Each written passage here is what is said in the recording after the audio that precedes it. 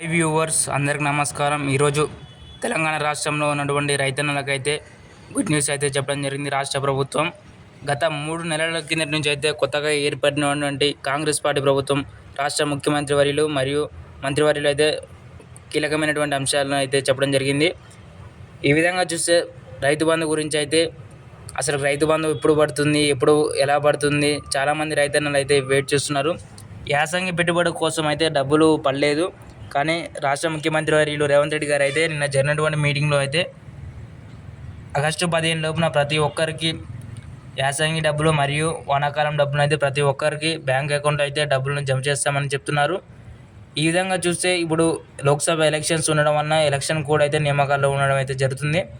దాని కారణాల వల్ల కొన్ని టెక్నికల్ ఇష్యూస్ ప్రాబ్లమ్స్ వలన వాటిని డబ్బుల్ని బ్యాంక్ అకౌంట్లో జమ చేయడం అయితే అయిపోయిందని అయితే తెలుస్తుంది. దాదాపుగా చేస్తామని చెప్పడం అయితే జరిగింది. కానీ కొన్ని ప్రాబ్లమ్స్ వల్ల చేయలేకపోయారు. కానీ రైతన్నలు అయితే చాలామంది భ్రమలు అసలుకి పడుతుందా పడట్లేదా అనేది కొంత భంగంగా అయితే కలిగినట్టు జరుగుతుంది. కానీ కొంతమంది రైతన్నలు అయితే 10 ఎకరాలు ఉన్న వారికి 15 ఎకరాలు ఉన్న వారికి అసలు వాళ్ళకి డబ్బులు పడుతున్నాయా పడవా అన్నది అయితే తెలిసింది.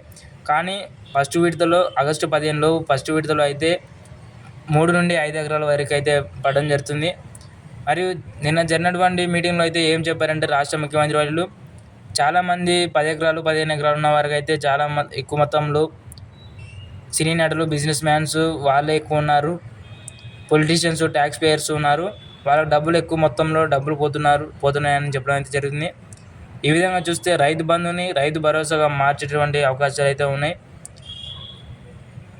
ఈ విధంగా చూస్తే రైతు బంధు డబ్బులను అయితే ఆగస్టు 15 లోపున ప్రతి ఒక్కరికి బ్యాంక్ అకౌంట్లో అయితే జమ చేయడం జరుగుతుంది. ఇలాంటి మరెన్నో అప్డేట్స్ కొరకు మన ఛానల్ని సబ్స్క్రైబ్ చేసుకోండి. ఎటువంటి స్కిప్ చేయకుండా కంప్లీట్గా చూడండి. ప్రతి ఒక్కరికి షేర్ చేయండి. Thanks for watching this videos. జై హింద్.